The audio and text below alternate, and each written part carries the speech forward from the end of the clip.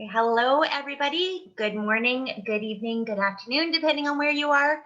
You will see on the screen that we have some closed captioning going on. My apologies for this. I don't know how to turn it off at this point. If we have anybody attending today that has any great ideas, please feel free to put it in the chat. I can definitely troubleshoot when I'm off the camera in a little bit if you find it distracting. Well, welcome to our live coaching sessions webinar.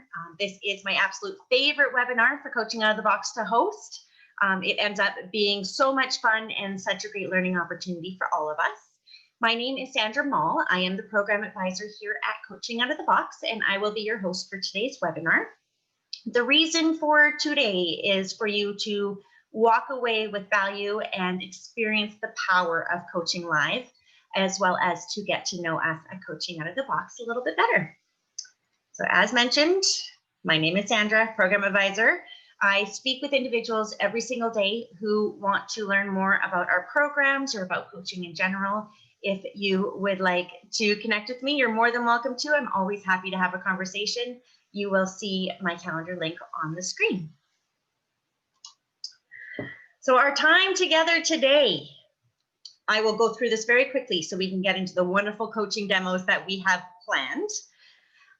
We want to go through our coaching demos. We want to show you what can happen in such a short space of time. We want to show you different styles of coaching. We have two fabulous coaches joining us today, and they both have a little bit different styles that you're going to get to take a look at.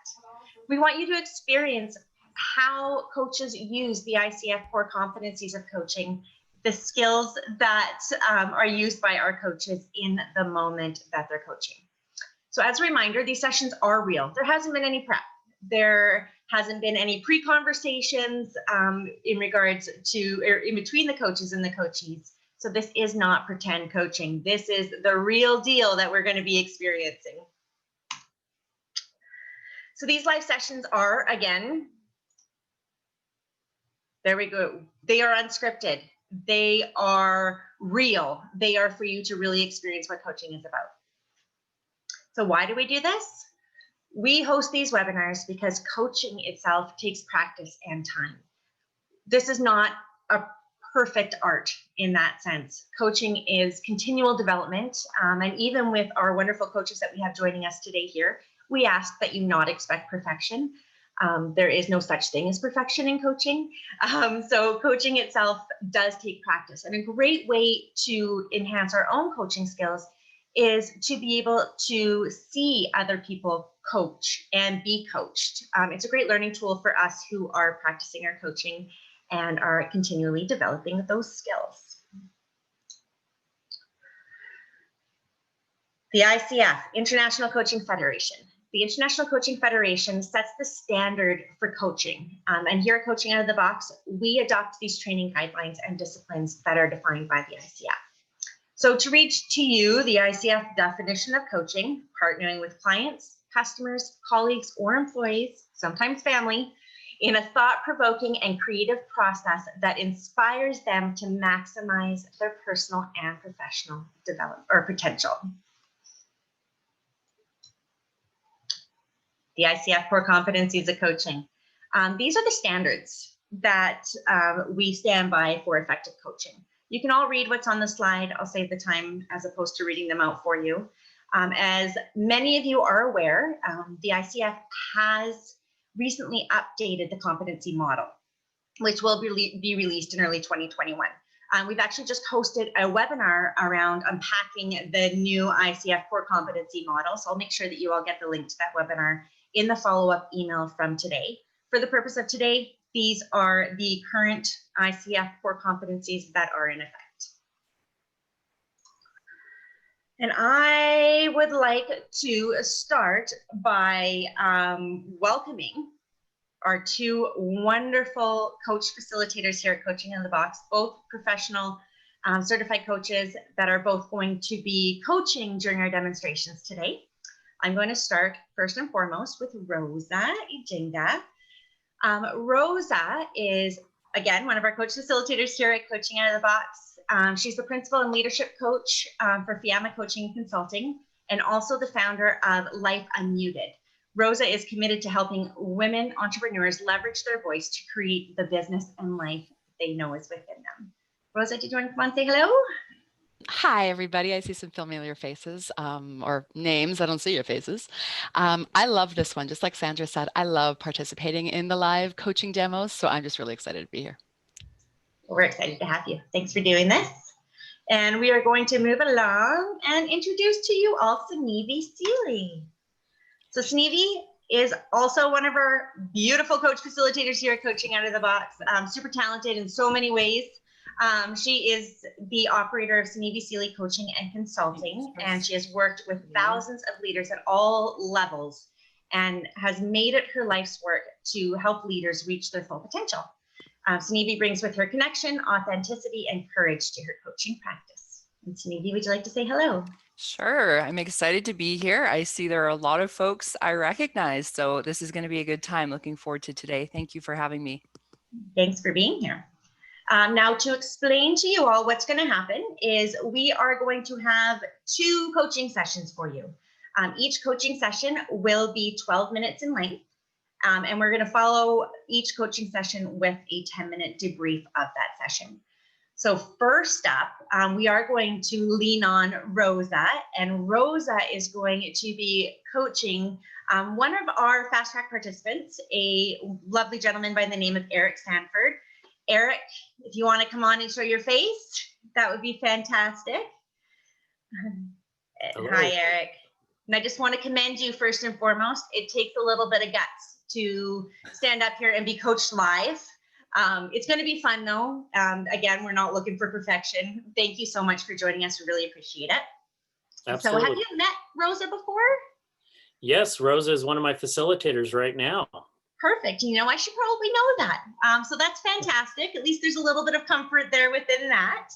And I'm going to leave it to the 2 of you. But Rosa, for a 2-minute warning, are you okay if I just pop on? And you are on mute, my dear. One of the great things about having a company called Life Unmuted is when you're muted. That 2 minutes is fantastic. Thank you. Great. Well, let the 2 of you take it away. Awesome. Eric, thank you. Again, I want to reiterate what Sandra said. It is interesting when you can come in and say, I'm going to be coached in a short amount of time and in front of a lot of people. But my intention is to create a space so that the other people that might be watching, they disappear. As said before, while we've met before, I have no idea what you're bringing to the conversation, and I love that. Completely unscripted and completely live. So, Eric, what's one thing that you can take away from our 11, 12-minute conversation that would make the biggest difference to you today? Yeah, I've of course been thinking about this for a little bit of time, and crazy enough, just in about the last hour, something came up for me that I think would be beneficial in moving me forward, and that would be I've been wanting to do a baking class. I enjoy cooking and baking, and I was approached by this about a month ago, and I started to do a few things, and then I just let it go to the wayside. And I realized I need that creative energy again in my life, and taking those next steps to make that happen. Creative.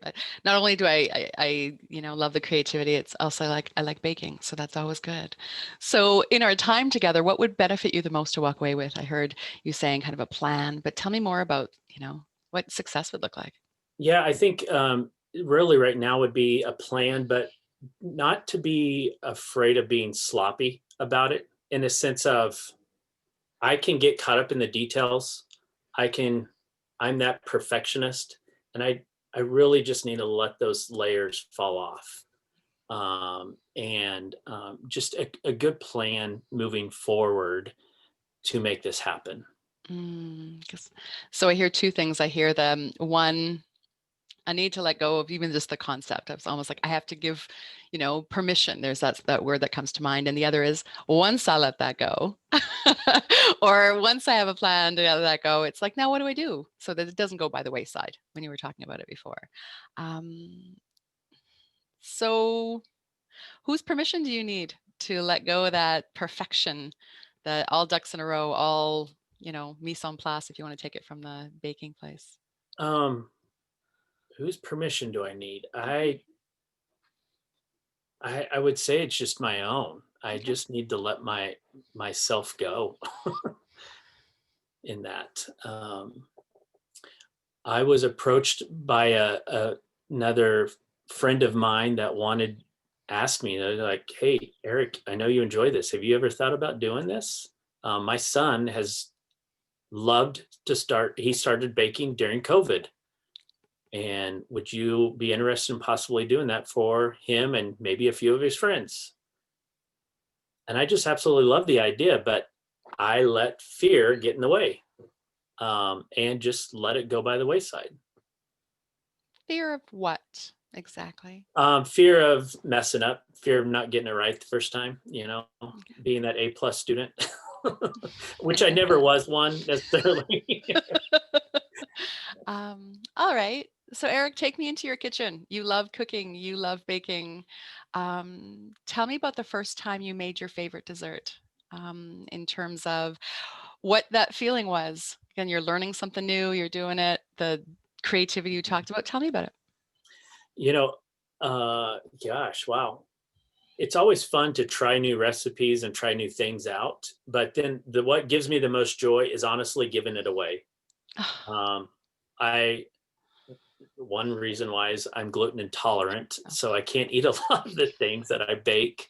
But secondly, I really do. I just love to let other people share it and enjoy it. Get thoughts and opinions on it. How could I make it better maybe the next time? So that's really what I would love to be able to do for these classes that I could possibly create. Mhm. When you say that's what I would love to do with these classes, what is that? Because I heard you talking about the joy and the iterative learning, and like, what is it that, Mhm. that was? That would be the enjoyment of creating new recipes, Mm. creating things, whether that's a cake or that's a sourdough loaf or a simple batch of brownies. But to be able to enjoy that process while someone's in a kitchen, Mm. um, and then hopefully they would love to give that away as well. Mhm. Eric, may I make an observation? Of course. I hear you talking about, and this joy comes out of this process of getting in and trying and creating, which is always that, oh, I don't know what I'm creating. I kind of have a recipe, but who knows? And then getting the feedback and having people taste it and say, this is great. Oh, more chocolate chips. Oh, now I want chocolate chips. All of that. I saw you bring, this joy. You lit up when you talked about it. And then there's that little voice saying, and when I'm teaching this, I need to be perfect. And so that creativity, or that space to create, and that feedback loop and the learning is somehow put on the shelf. So I'm tell me more about where that kind of that gap is, or where the difference is there. Yeah, there's that juxtaposition of it in it. You know, I really I don't know where the gap is once I'm in it, I feel like I know I can do it. I don't feel, I know I can do it. It's a matter of just putting myself out there to other people saying, "Hey, I have this opportunity for you. I would love to come into your kitchen, maybe post COVID, Mhm. or via Zoom, and create these recipes for you and with you, Mhm. and to just share that the joy of being able to create new things for Mhm. people to try." Mhm. Again, there's that, even the separation of, it's not a thinking thing. You can do this. This isn't something that you're like, oh, you may have never done this before, and you can. And then there's that little piece of, oh, now I need to put myself out there. That, even scrunchy face happens. And I'm curious how you bring that. I'll use the word learner's mind, even though it may not fit in the kitchen. That's that just being in it and learning and just creating and that joy of it. How do you share, besides the recipes and the techniques, how do you share that joy with the people that will be in any class or any interaction with you, while letting go of they don't need to be perfect? So how do you create that joy or share that joy with them? That's a good question. I think it's just being in it, doing it, getting out of my box. I'm pretty good with people. I'm an extrovert, so that comes pretty naturally for me. So to be able to share in the conversations with people, asking them questions, hey, what do you like to bake? What is your epic fail? Maybe share some failures, but then what are the best bakes that you've had? Even again, I think the more we talk about it, even if it's just around a simple recipe of brownies, I love chocolate. Most people like chocolate. I'm just thinking of that. I'm thinking of that maybe as a class, the fudgiest brownies you could ever make, and sharing the stories with each other, getting them to be interactive. If it was in a kitchen, maybe creating a sourdough loaf and the flour's flying everywhere, and just the enjoyment of it. I think it's sharing the stories with each other. I heard, again, sharing the story, sharing the joy, sharing the experience. How does that perfectionism that you're carrying, how does that limit you from doing that? Just making that first step again of putting myself out there. Again, I think if I'm in the moment, I know I can do it. It's putting myself out there, and this goes all throughout coaching world and everything else I'm trying to do. 2 minutes. Okay. And I love the fact that you can be honest and saying, wait a second, maybe at the core of this isn't the joy of baking or sharing or creating the experiences. It's your own standing in your own way of saying, and I guess as we wrap up, it's that what's one step that you can take that'll get you out of your head, get you into that knowing, and get you closer to creating these experiences that create joy? Yeah. I would say that one step, as I talk to you, and I've just been thinking about it in, the last hour, is a theme of mine in recent weeks has just been to be sloppy and to create. And I say that in such a kid-like way. What I need to do is take on that kid nature again when they're not afraid to do anything. I need to do that, and as well as follow up with that in the conversation with that mother. I did reach it back out to her shortly after our initial conversation, but then again, I let it go. I need to do that. I need to follow up with that conversation with her, and I think of all sorts of scenarios, but maybe it is just via Zoom right now since COVID spiking, and start having a class within the next few weeks. Okay, so you're gonna follow up with her when? I will follow up with her this afternoon, actually, because it's been on my mind. So I do need to follow up with her this afternoon. Eric, thank you for this. Again, in 12 minutes, you have made me hungry. Thanks. Probably got some people in the audience who are like, whatever you're doing, Eric, sign me up because I want to learn how to make sourdough. What's one thing that stood out in our time together that you're like, I'm going to hang on to this one? Be creative, be sloppy. That's it. I love that. Give yourself permission to be sloppy. And that, for me, it was that kid-like joy that, is in the kitchen. Yeah, definitely. Wonderful. Eric, thank you for this, and best of luck. Thank you. Tasty. Now I'm hungry. Thank you, Eric. I'm going to welcome Sneevy on, and she's already here, beautiful, to debrief the session. And Eric, don't go hiding. You might be needed. Exactly. We want you to stay on, Eric. All right. Well, first of all, thank you. I don't know who else is in Alberta that's on the call, but it is lunchtime right now. So all I have to say is you had me at the fudgiest chocolate brownie ever. And then I think everything else went out the window for me.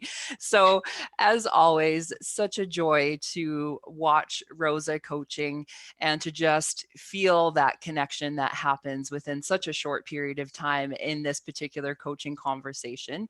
So I do want to hear from those of you that also observed the session, and I would welcome you to really reflect on and comment on these questions on the screen here in regard to what it is that you noticed, what were some of the skills that you saw being used here, and also what you learned. I see a really hilarious comment that I want to draw attention to from Ed. So I don't know if there's any Julia Child fans in the room, but she was quite a hilarious chef and cook in her day. So he's saying he thinks he recalls the turkey flying off a counter or a pan. And as you were talking, Eric, I think that was really something that stood out when you were talking about, making the brownies and sharing the story or making the sourdough bread and the flour flying everywhere. It was really easy for me and probably for others in the room as well to just sort of envision like what that would feel like. And it wasn't even about the food. Like the food is sort of the bonus on top of it, but that you really painted that picture very clearly for us. So Eric, for you, what would you say was the biggest takeaway from the coaching today? I would say Rosa's presence made it very, very easy to talk about. And she did push me in. She pushed me into the thought process of making these classes become doable. Yeah, because it sounds like you actually shifted from this space of feeling like this is hard, like I'm a real perfectionist, to like the very sort of final recap on the coaching was around, you know what, I'm going to be creative, I'm going to be sloppy. And something else that I heard coming up throughout the conversation, and in fact, I think this word came up maybe 6 or 7 times, was the word joy. So do you have any comments or thoughts around that theme that emerged from the coaching around the concept of joy? I guess I just thought about, I was picturing myself in the kitchen and sharing the joy of creating things Mm-hmm. and being able to share that with others. Yeah, that's a good point. I guess I didn't think about that in the coaching session about joy, but that really is what I want to do. And it's apparent, like I think it just oozes out of this conversation. So I see the chat blowing up and I'm going to come back to the chat in just a moment here. But Rosa, from your perspective, how is that for you walking through in this 12-minute time frame, coaching Eric around something that at the beginning, as I mentioned, felt like it was really hard and we're sort of in this perfectionist mindset to getting all the way through to this place of, oh, okay, I can be creative, I can be sloppy. Mm-hmm. For me, it was easy. And I don't say it was easy because, oh yeah, well, it was easy because Eric left trails. It was like, you follow that curiosity and, I listened and I watched and there were trails of, okay. And then he just went into, that embody in the kitchen. So it was, you kind of client-centered, coaching. I just followed him. And the kind of questions emerged and he just kept going deeper and deeper until he got to the actions. So I would say, yeah, it was, I followed the crumbs that Eric was leaving by listening and, just his ability or his desire, his openness to kind of just share and say, this is a theme and this is going on. And yeah, so that's what was coming up for me. Excellent. And I'm sure that presence that Eric talked about really helped. And so for those that are maybe new to coaching and watching this webinar, and this could be their first experience seeing coaching in action, how would either of you define what coaching presence is all about? Great question. For this particular one, yeah, Rosa's she stayed with me on screen. She smiled throughout the entire time. She lit up at times, even talking about chocolate and food. And Who doesn't light up when it's chocolate? Come on. Sorry, go ahead. Yeah, it's so true. But her facial expressions were right there with me. And she didn't leave me hanging. I knew she was right there with me. Perfect. Thanks for Awesome. that, Eric. Anything you want to add, Rosa? Presence? You know what? I think when we think of coaching presence, sometimes it's, it's just in the moments when we're present with the coachee. And it has so much more to do with when you're present in yourself as a coach and you show up and you say, you know what, this is kind of me and I'm okay with that. And I coach differently than Sunevi, and you'll know that that doesn't mean it's less powerful. It's different. So that presence to me is show up as you, all your unique bits. Anyone who's been in one of my classes hears me talk about secret sauce, where it's like those unique bits that you show up for in service to the person. That for me embodies the presence piece. So. Yeah. And one of the things that Rosa shared there that I think is so key is in service. So we are in service to the other person through our presence. Okay, I am going to come back to the chat, and I'm sorry I'm not going to be able to get to everything, but thank you so much for adding your insights and your observations. So I'm just going to quickly scroll through and pick out a few things. I'm going to start right at the bottom there because that's right on my screen. So Marge is saying Rosa got Eric to identify a specific action and a specific time to take it. Absolutely. So every coaching conversation is going to end with that action that our coachee can take away and put into action. And I think, Eric, you said today, I'm going to actually go out and I'm going to do that. So already putting the wheels in motion to get this moving. Mark was saying, seems like his willingness to resolve his issue made him super coachable. It's nice when everyone is present and wanting to move forward. It sets a great stage for success. Absolutely. And so that whole idea of coachability and how open, how ready, willing, able, and even with Eric, like it sounded like in the beginning, definitely had some doubts and wanting to do things like really, really well to the end where it's like, okay, it's all right to be imperfect and to have fun with this and to be creative and to just make this a really joyful process. A reaction to chocolate is not a coaching skill. The fundamental. True. Thank you, Catherine. Focus, Sunevi, focus. Tammy, Rosa has such a great way of reading between the lines and sharing what she observes. Absolutely. So that skill of listening to both what is being said, but also what's not being said, like that essence, right? Like what is the essence?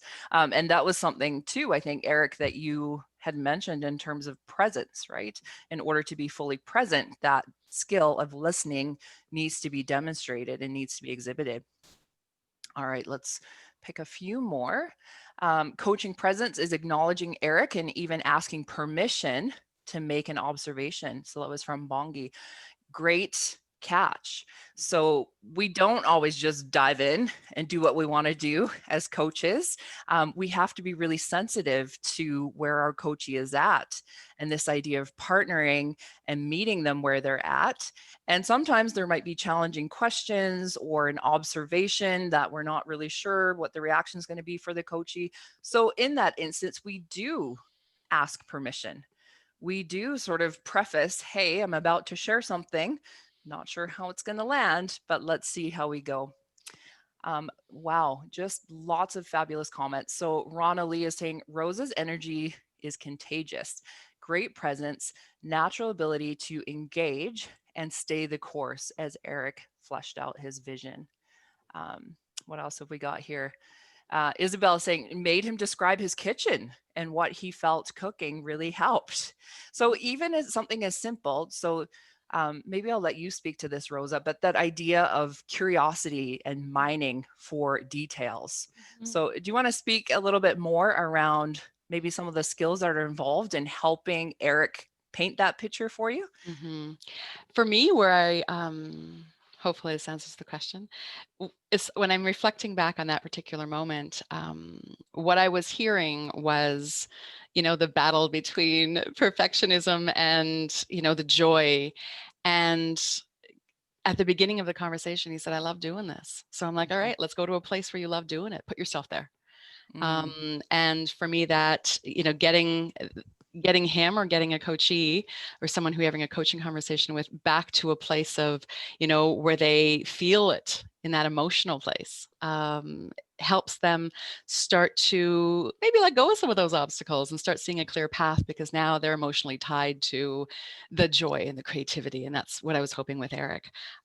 So it was that listening piece and saying, okay, well, wait a second, let's ground the person in a strength, or, we do that with acknowledgement. We can do that with, let's visualize, or take me back to a place, or, a time where you knocked it out of the park. For me, that helps the other person go back to that and feel stronger and remember that they can do this, and kind of remember a time. There was a question, and there's a question in the chat. It says, do you sometimes make an obvious reaction as a means to communicate to the coachee that you're going to come back and request clarification on something that you just noticed, like a subtle eyebrow lean forward? Mark, I'm thinking you're a coach, because actually I do know that you are, because you're like, there's, nonverbals. And part of me, yes, if I know, and we're in a conversation, just my presence as a coach, it'll be like, wait a second, like I'll get I'm sorry, what did you just say? I'm also very expressive. That's just part of who it is, like how I coach. And for me, it's the two-way communication. They see my face, I see theirs, and we communicate that way as well. So they know, Rosa's coming back with a question, or sometimes it's an automatic response. Great question, though. Awesome. Thank you, Rosa. And thanks, Mark, for the question. Eric, is there one question in particular that stood out for you, or one part of the conversation that stood out for you that was really impactful? I would go back to I pictured myself in the kitchen. I pictured myself even in this possible client's kitchen with her teenage son and maybe some of his friends, and seriously having a flower fight, because that's what teenage boys would probably do. Excellent. And for those of us listening, that image just absolutely came to mind for all of us. Any other thoughts around any of the skills that you saw, anything you noticed, or maybe something that you learned around coaching? Anything else anybody wants to share? And I know I didn't catch everything in the chat, but if there's anything maybe that we haven't touched on that you want to raise, now is your chance. Crazy Kitchen.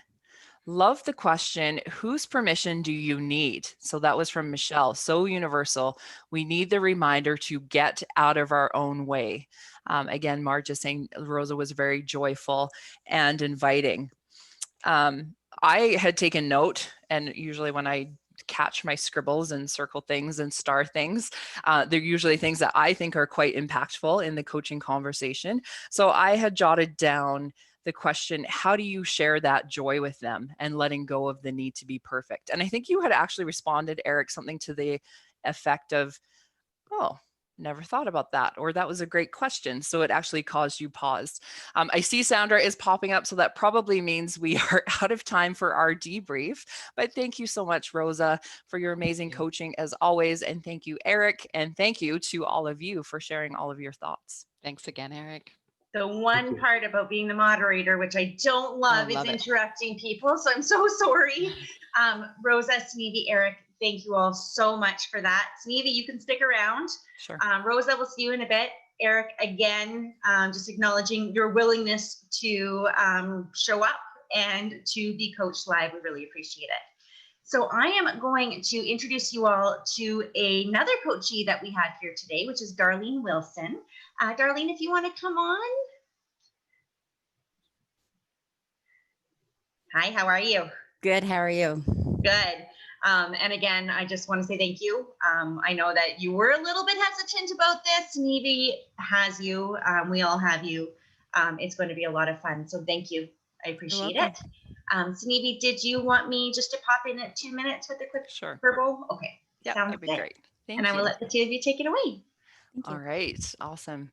Well, Darlene, thank you for being our brave coachee for our live coaching webinar today. I know it can be quite intimidating, recognizing that there are a number of folks in the room observing. So just want to start out by thanking you for being in service to so many folks who are here to learn more about coaching today.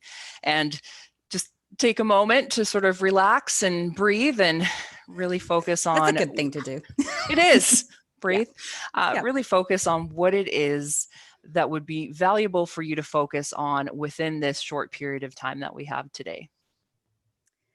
If you'd asked me about 3 hours ago, I had either A, B, C, or D as a potential topic, and I'm still going between A and E now. All right. E just came up within the last, I would say, 45 minutes.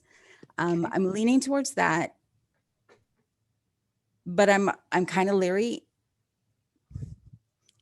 I'm kind of leery because that is going to take me very emotional, and I might need to talk about that more than A.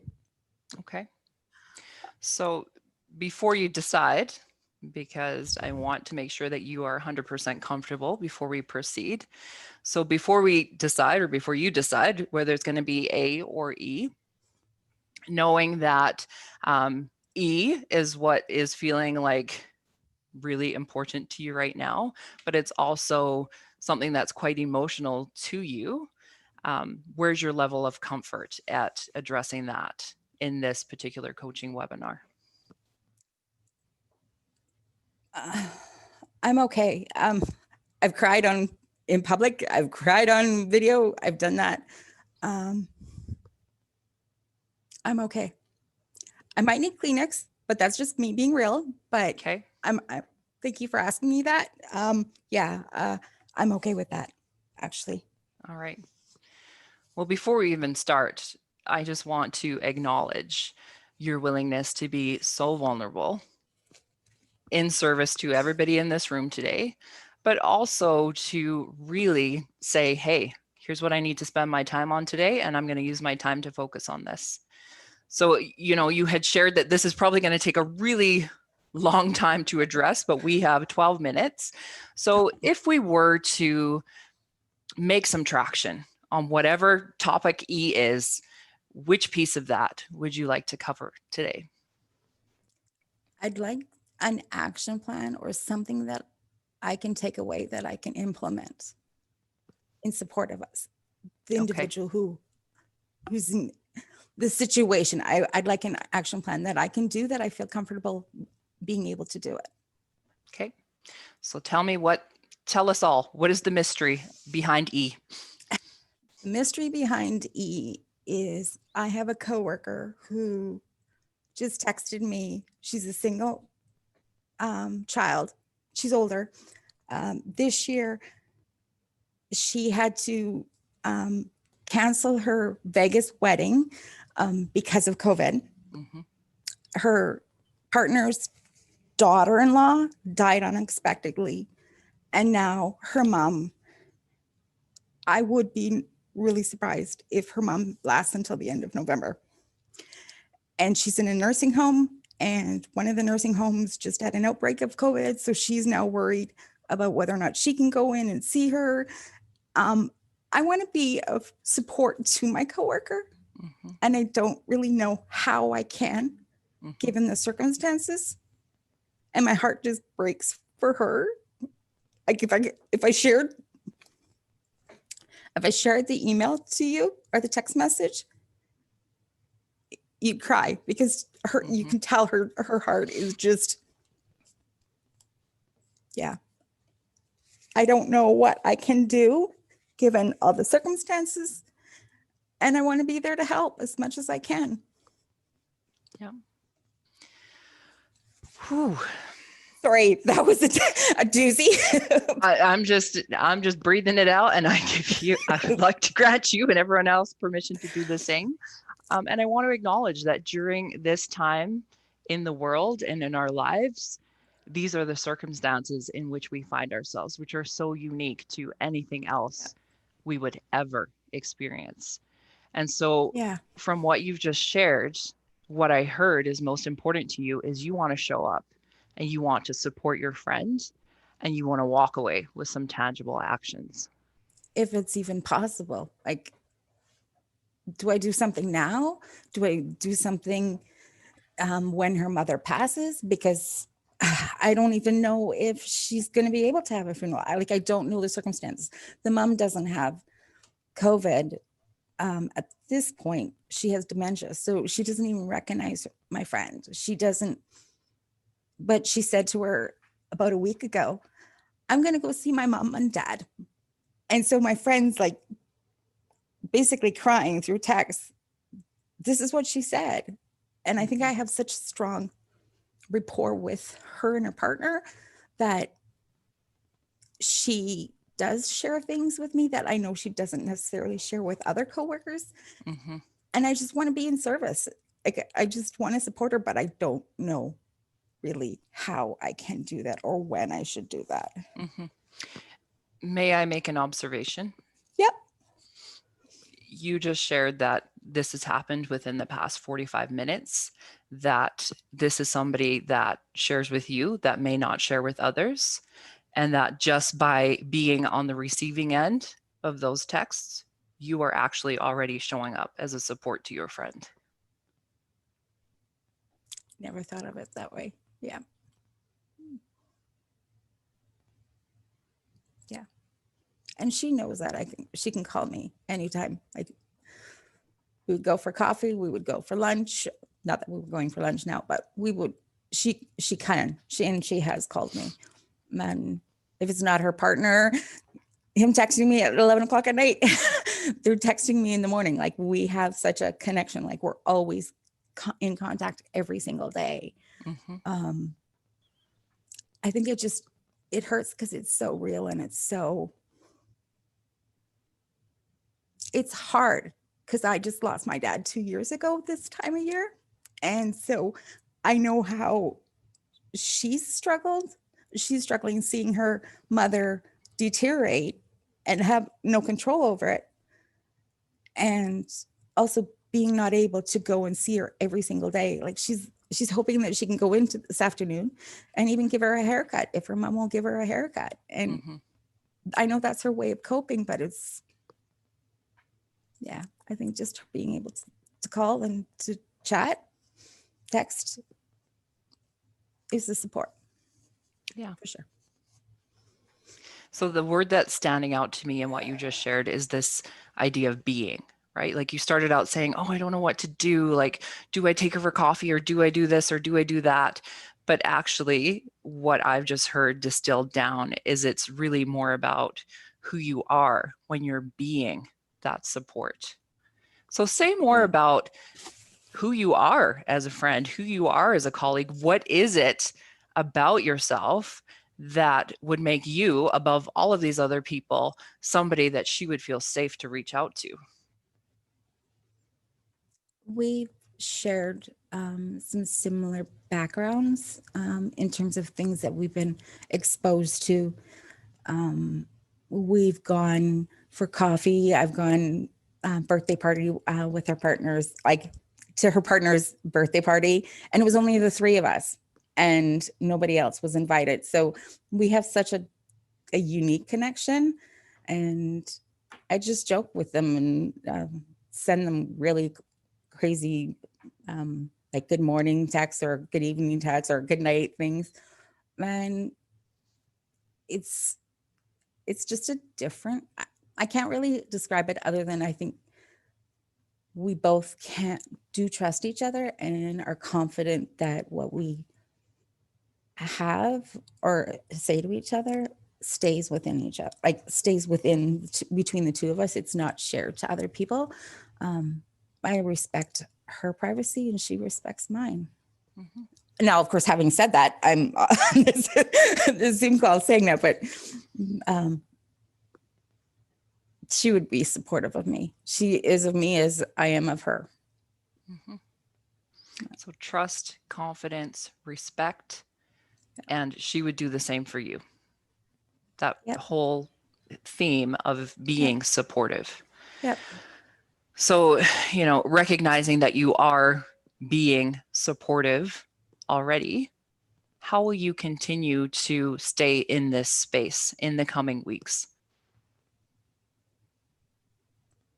Just know that, just telling her that anytime she needs to talk, if she wants to call me in the middle of the night, I do it. I take my phone off of like wind down mode so that I have access, or allow her to unblock her from that nighttime, like have her special permission during that time frame, just to be there.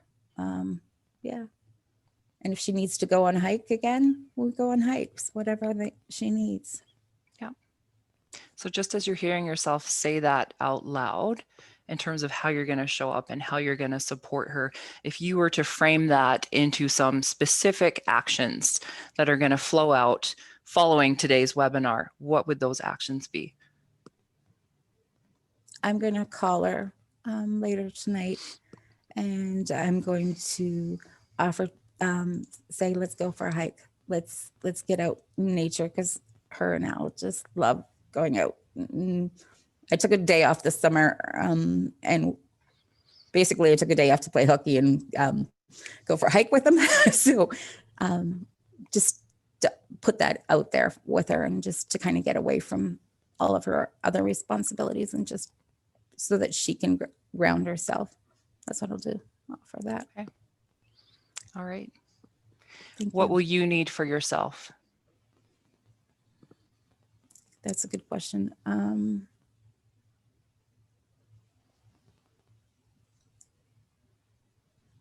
Permission to cry. Permission to grieve with her.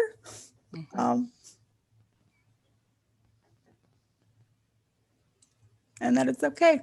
It's okay to be vulnerable. It's okay to laugh even in the midst of sorrow.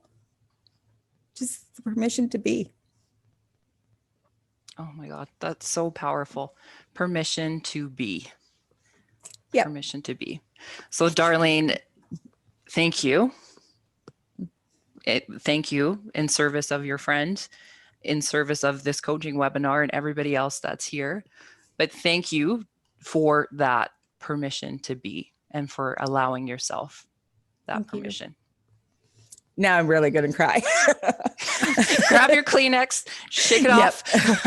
Oh yeah, thank you. I am one of the witnesses to that, and I just find myself just deep inhaling. So like Sunivi did at the beginning of the conversation, I grant everyone else permission to inhale and exhale. Before I start into the dive of what we just got to witness, and I say got to witness very intentionally. Darlene, thank you for coming in and sharing the power of showing up and saying, I need to deal with this right now. And I know that we're on camera, but this is in service to me, but more in service to someone else. It speaks to not only your character as a person and the power of you as a coach. And you showed up and you made this really real. So thank you for that. And thank you for allowing us to witness it. All right. Because that was stunning. I'm going to put it out there. I'm a sucker for real coaching. So it is always a joy to watch Sunivi coach. I have notes. I have no doubt that all of you have made some observations, again, whether it was what you noticed or skills or questions, or, what the space was, what you learned. So throw them in the chat. I'll come back to the chat. Darlene, if you're up for it, I have some questions for you. Sure. You're Hey, like, what else is new today? Let's go. Whatever. Let's play. Yeah. Give it to me. Darlene, we got to see all of the emotion as you were doing it in real time, and your willingness to dance in the conversation. What did you take from the conversation? What do you have now that you didn't have at the beginning of the conversation with Sunivi? I'm taking a couple things, actually. a huge sense of calmness in that I am already being a friend and I'm already being a support. And I just need to be there. Here's a lot of bees happening. But that it's already happening, and just my permission to be there, to be present, to be mindful of what she might need, and also give her the space. And I just love the fact that Sneevy made that observation of how I already was, because I wasn't thinking of it. I was thinking of forward rather than what I am right now. So much thankful. Thank you for that. Thank you for sharing that. What was the thing you talked about, Sneevy, again, bringing that word up? And I guess we're all grateful for it, because just the power of the be. What else did Sneevy do that helped you get to that calm place, or helped you kind of, walk through it? It was right at the beginning when, because I really was, it was about focus or about feeling. It was my head or my heart that was going to happen today. And I didn't know. But then when I started talking, and just Sneevy's presence and who she is as a coach and who she is as a person, first and foremost, I felt safe. I felt that I could bring that forward with her. And so that's what I did. And of course I needed to cry, apparently. So it's a release. Oh yeah. So thank you for that. And I genuinely have gratitude. I think all of us do. So thank you. Sneevy, I have before, because obviously I'm the tearing chat, up now, and I don't have Kleenex. Okay. So obviously the chat is going nuts, because anyone who's, again, bearing witness to something really, really powerful I'd like to remind everyone, 12 minutes, has comments. So I'll go to the chat. And first, I wanted to stop by, Sneevy, and ask a question.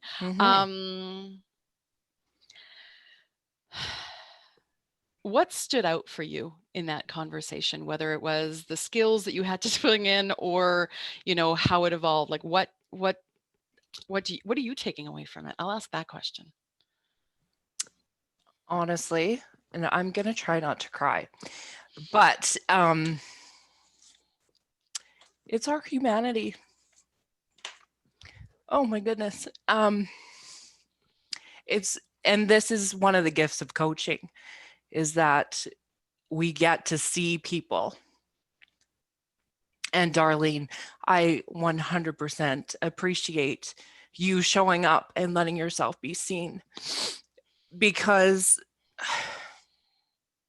so many others are experiencing similar hardships. And it was a privilege to hold that space for you today. And that's one of the reasons that I love watching Sneevy coach, because she, as you saw, and guess what? She, coaches with heart, and it really is backbone and heart, if anyone's ever read the book. And for me, what I noticed was, I've seen Sneevy coach. I've also seen Sneevy outside of coaching. So anyone who was listening to that, you felt the pull, and Sneevy stood on the sideline of that emotion. In that, if you want to talk about coaching presence, she stood on the sideline of that emotion, didn't get into the emotion, in service to Darlene, because it was like, I need to honor where you are, Darlene. That's what I saw with the question and the acknowledgement, and even asking, tell me about who you are to help you get grounded again. She was able to do that because she stood outside of the emotion. That's what we do as coaches. We hold the space, we see the person, and we can't jump in with them because we're not serving them. So she was able to stay back and say, this is what I'm observing. Okay. And then honoring where she was, and then gently, she using words like flow, like in the space you are, how do you flow that into action steps to move yourself forward? Very gently helped and created that support. And that, to me, is the epitome of presence. Is we don't jump into, sometimes we don't jump into the quicksand with who we're talking to. We hold the space for them, we see them, we value them, And in service to them, we get to watch and then help them, help them walk through it and help them honor it. Having said that, oh my gosh, you guys are awesome with the chats. I'm gonna try to get through. So I'm just like, sorry, Sandra. No, it's all good. I again will start. I'll kind of just start in the middle. That's what I'm going to do. I'm going to start in the middle because that's what we do. We just jump in. Great observation at the beginning from Eric saying, the conversation and throughout, great observation of being. Love the last question too. What do you need for you? Which is again, yes, you're in service to someone else, but Darlene, what do you need? Claudia is saying, amazing. Thank you, Darlene, for being a thoughtful friend. Thanks, Sanivi, for holding the space masterfully. That's the word.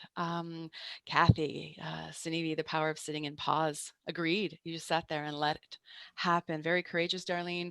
Sanivi did not get caught up in her emotional story, which is important. Absolutely, Annie, thank you. A couple more I want to, give us some space again to exhale. Lorraine saying, I love that Sanivi remembered to acknowledge her client, and also the question at the end. Again, that acknowledgement, kind of saw it, that Darlene was able to just step on to the strength almost visually if you look at it, and then start walking through and acknowledge, wait a second, I am being there for her. And now what do I do? What else do I do? Classic example of coaching without having an absolute solution. Thanks, Daniel said. Yeah, and there was in that sense of, she has actions. They're not, I need an action plan, which was beautiful. A couple of more, I know I'm not going to touch all of them. Denise said, I have goosebumps and tears. Thank you both. Thank you to both of you.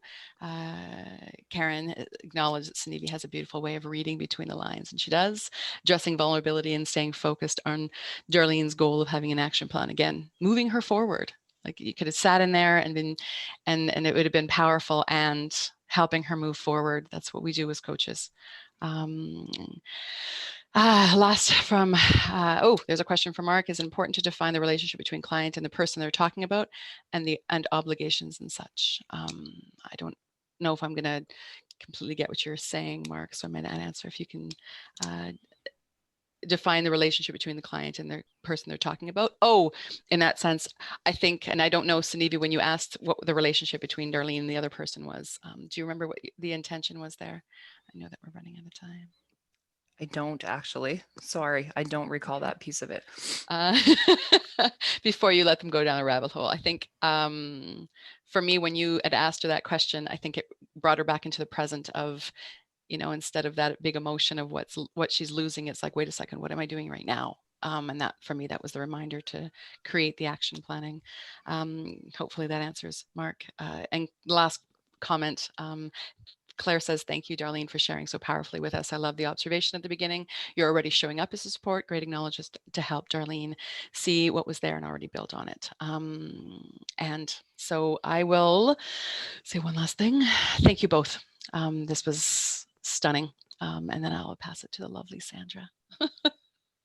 And I'd like to echo that. Thank you so much, Darlene and Sanivi, for showing us that and allowing us to share that with you. Darlene, your bravery to be that vulnerable live, I just commend you. And I hope to put on a brave face like that myself one day. That was incredible. So thank you. You're welcome. Such a pleasure to have you here. Great. And so I'm just going to go through with the usual end stuff for you all. So why coaching out of the box? We are an ACSTH ICF approved coach training provider. We are cost effective. We offer live distance education. You've already mastered Zoom. You've mastered our technology. We have proven programs, proven results, and what comes with being a participant coaching out of the box is that you get fantastic support before, during, and after your programs. So where do you see yourself? And I'm just going to click so everything comes up. Whether you're brand new to coaching and would like just to experience what coaching is, we got programs for you. If you're a seasoned coach looking for CCEs for your credential renewal, we can help you out with that. If you want to be a coach facilitator or a coach educator, we also have our Train the Trainer program, which is a lot of fun. And so you can see what's coming up on the screen. I'm not going to read it out for you. I will highlight that the next Fast Track to ICF credential is starting in January 19th. And there is still room to register if that's something that you're interested in. My contact information is on the screen. I'm, again, always happy to chat with any one of you and answer any questions that you may have. And on a closing note, I just want to say thank you to you all for joining us today. It was a pleasure. As always, such a fun webinar, and I look forward to doing another one of these ones in the spring. I believe this is our last webinar for 2020. So we will see you all in 2021. Thanks all for joining us today. Bye, everybody. Bye, everyone. Thank you. Thanks. Thank you, Sunevi, very much. You are